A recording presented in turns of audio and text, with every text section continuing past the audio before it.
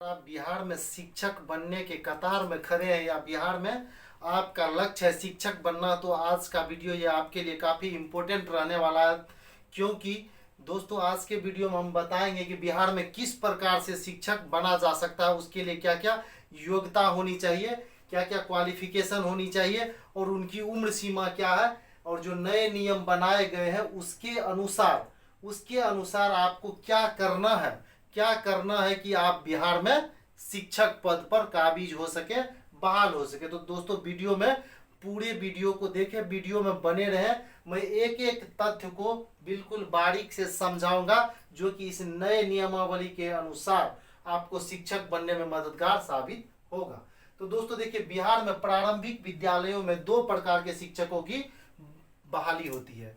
बिहार में प्रारंभिक विद्यालयों में दो प्रकार के शिक्षकों की बहाली होती है, जिनमें से एक है बेसिक ग्रेड 1 to 5, सामान्य विषय के लिए 1 to 5, जिसमें किसी एक खास विषय का निर्धारण नहीं होता है। इस 1 to 5 में जो शिक्षक बहाल होते हैं उन्हें सारे विषयों को पढ़ाने पड़ते हैं। और दूसरा है स्नातक ग्रेड जो 6 to 8।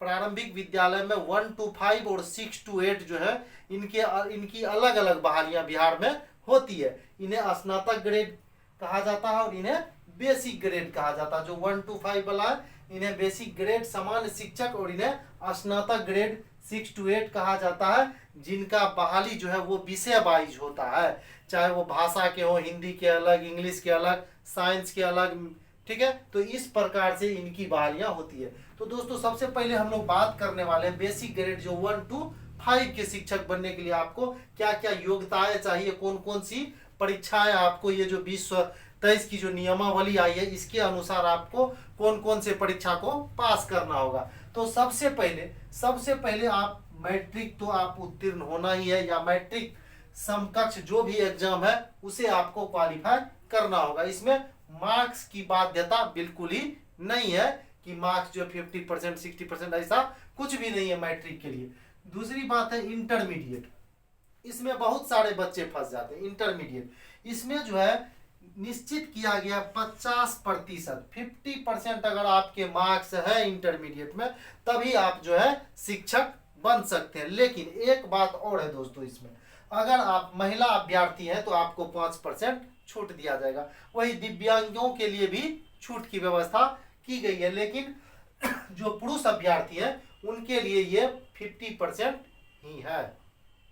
तो इंटरमीडिएट आपको 50% मार्क्स के साथ पास होना पड़ेगा। साथ ही साथ आपको प्रशिक्षण लेना होगा जो कि बिहार में डीएलएड के नाम से जाना जाता है, या डीएलएड के समकक्ष जो भी प्रशिक्षण है, शिक्षक से संबंधित जो प्रशिक्षण है, 2 वर्षीय जो डिप्लोमा कोर्स है वो डीएलएड के समकक्ष जो भी है सारे मान्य है। तो आपको मैट्रिक करना होगा, इंटरमीडिएट वो भी 50% मार्क्स के साथ, साथ ही साथ आपको डीएलएड या इसके समकक्ष जो भी डिप्लोमा कोर्स है वो करने होंगे।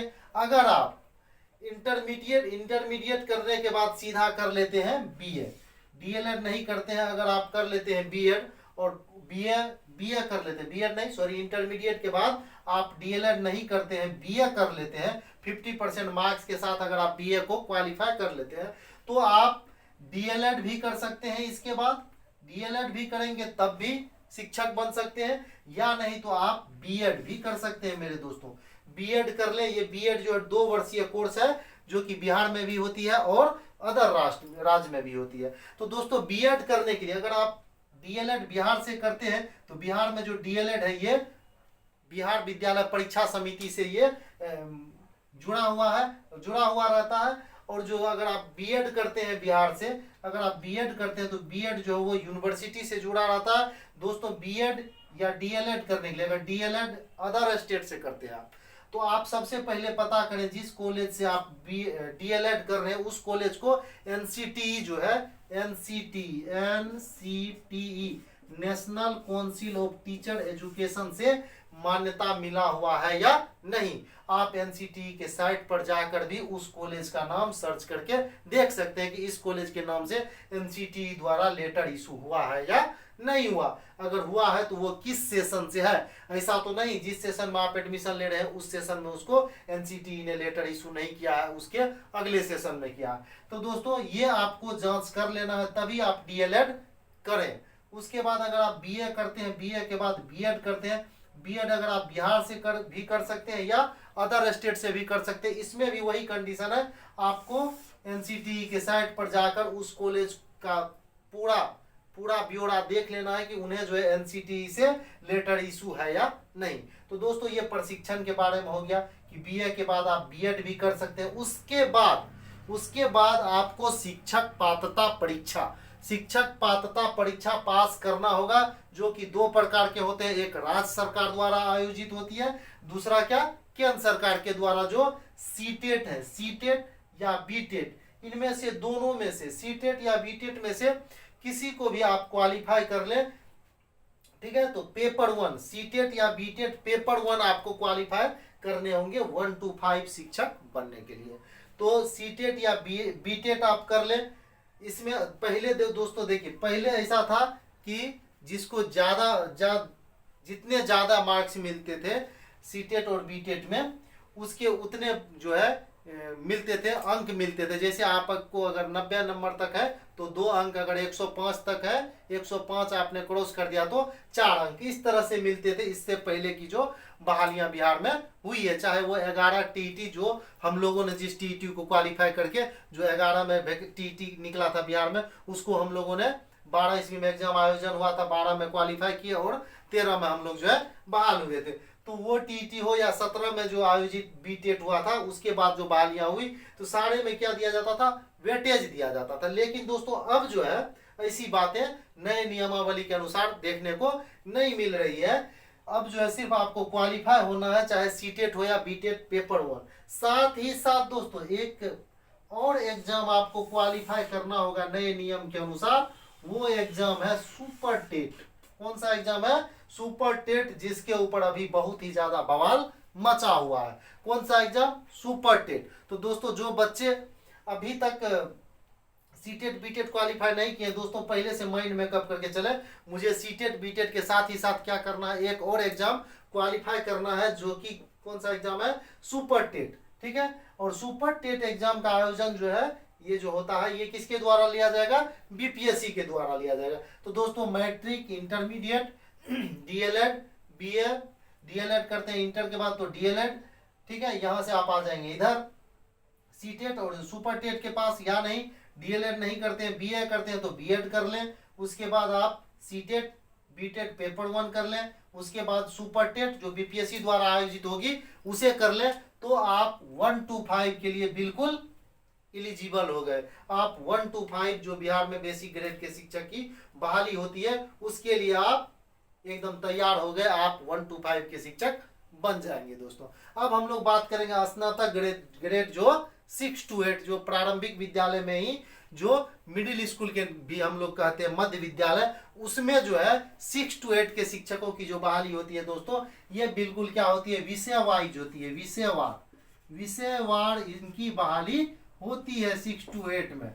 अब देखिए इसके लिए क्या, आपको मैट्रिक तो करना ही है, इंटरमीडिएट बीए 50% मार्क्स के साथ, प्लस इनके बाद क्या आप डीएलएड भी कर सकते हैं। बीए के बाद डीएलएड भी करेंगे तब भी आप जो, लेकिन आपको कब बीए के बाद डीएलएड करना होगा। 6 to 8 के लिए बीए के बाद डीएलएड करना होगा। और बीए में जो मेन पेपर है आपके, बीए में जो मेन पेपर आपने पढ़ा है, उसी पेपर के लिए आप एलिजिबल है। मान लीजिए आपका main paper history, civics, geography इनमें से है, तो आप सोशल साइंस के लिए है, क्योंकि हिस्ट्री की अलग से, हिस्ट्री के पद के लिए अलग से 6 to 8 में बहालियां नहीं आती है, तो डायरेक्ट सबका कंबाइंड एक ही साथ सोशल साइंस के लिए आती है। तो आप अगर आर्ट फैकल्टी से पढ़े हुए हैं तो सोशल साइंस के हो गए आप, ठीक है। तो बीए के बाद आपको डीएलएड या बीएड करने होंगे। डीएलएड कर ले तब भी चलेगा, बीएड कर ले तब भी चलेगा। दोस्तों यहाँ मैंने एक चीज नहीं बताया था, अगर आप बीएड के बाद अगर इसमें आते हैं तो एनसीटी का एक लेटर है कि उन्हें संवर्धन कोर्स 6 महीने का राज्य सरकार के द्वारा बिहार में करवाई जाती है। अब यहाँ आते हैं, बीएड कर लिया आपने, उसके बाद आपको सीटेट या बीटेट पेपर 2 को क्वालिफाई करना पड़ेगा। वहां पेपर 1 और यहाँ पेपर 2 को आपको क्वालिफाई करना होगा। और पेपर 2 में आप जो सीटेट बीटेट का एग्जाम देंगे, उसमें आपका को वही सब्जेक्ट चयन करना है जो कि आपका यहाँ बीए में है। मान लीजिए बीए में आप आर्ट फैकल्टी से बीए किए हैं तो आपको एसएसटी लेकर इसमें पेपर 2 को क्वालिफाई करना पड़ेगा। अगर आप बीएससी किए हैं आप बीएससी किए हैं दोस्तों, तो आप साइंस फैकल्टी से आप इसको पेपर 2 को पास करेंगे। आपको साइंस उसमें साइंस मैथ रखना होगा।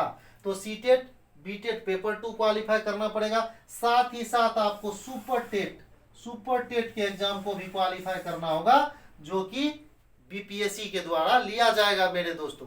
तो मैट्रिक, इंटरमीडिएट, बीएड, डीएलएड और बीएड, साथ ही साथ सीटेट, बीटेट और एक और एग्जाम जो 2023 नियमावली के अनुसार होगा दोस्तों, वो कौन सा? सुपर टेट का एग्जाम होगा। तो दोस्तों और हम थोड़ा सा आगे बात कर लेते हैं, उम्र सीमा, आयु क्या है इसमें।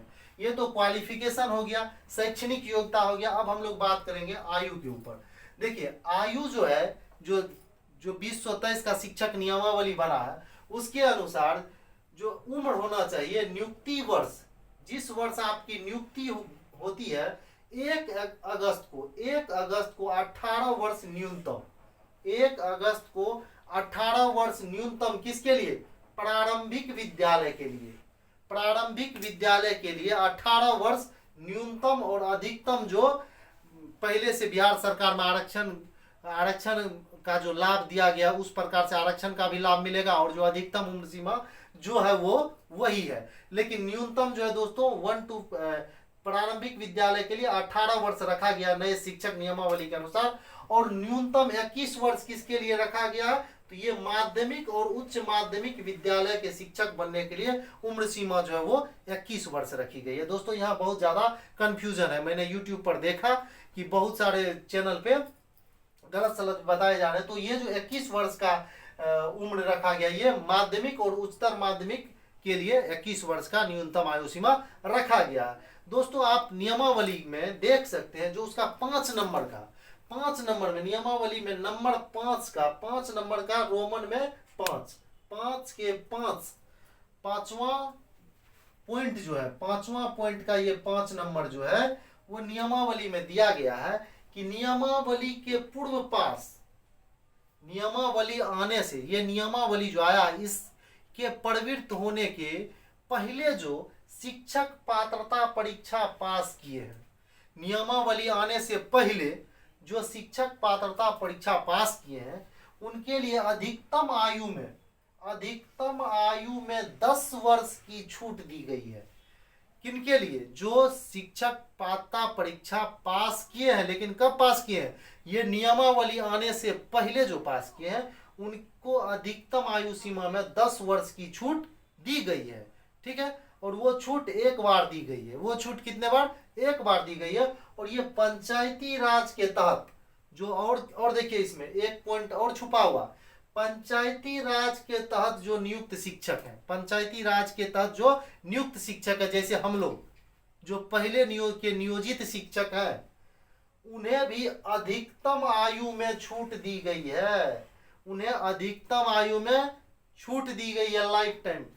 ठीक है, यानी उनकी उम्र अगर 55 साल भी है तो वो सुपर टेट की परीक्षा में, ये जो मैं बता रहा हूँ ये सुपर टेट के लिए है मेरे दोस्तों। ये जो मैं बता रहा हूँ, ये यहाँ से जो मैंने बताया, ये तो 21 वर्ष वो हो गए, यहाँ से जो मैंने बताया ये सुपर टेट के लिए है।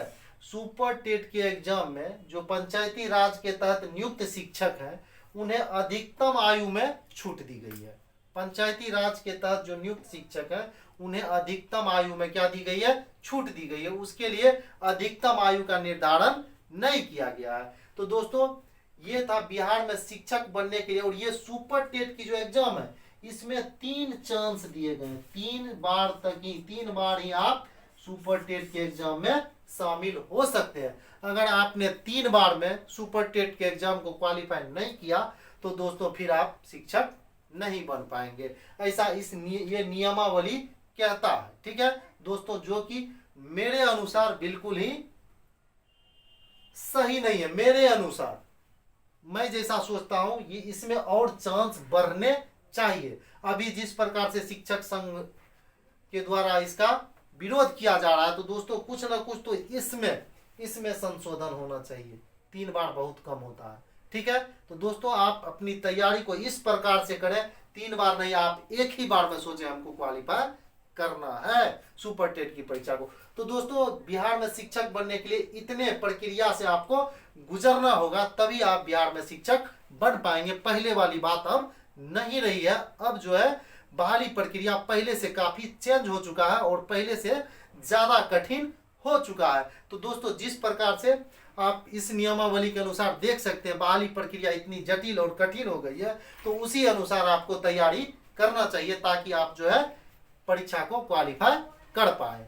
तो दोस्तों अगर आपने अभी तक चैनल को सब्सक्राइब नहीं किया तो प्लीज चैनल को सब्सक्राइब कर ले, ताकि इसी प्रकार के वीडियो को लेकर मैं आपके बीच उपस्थित होता रहूं और जो जैसे ही कोई अपडेट आता है आपके पास तक पहुंचाता रहूं। तो दोस्तों वीडियो देखने के लिए बहुत बहुत धन्यवाद।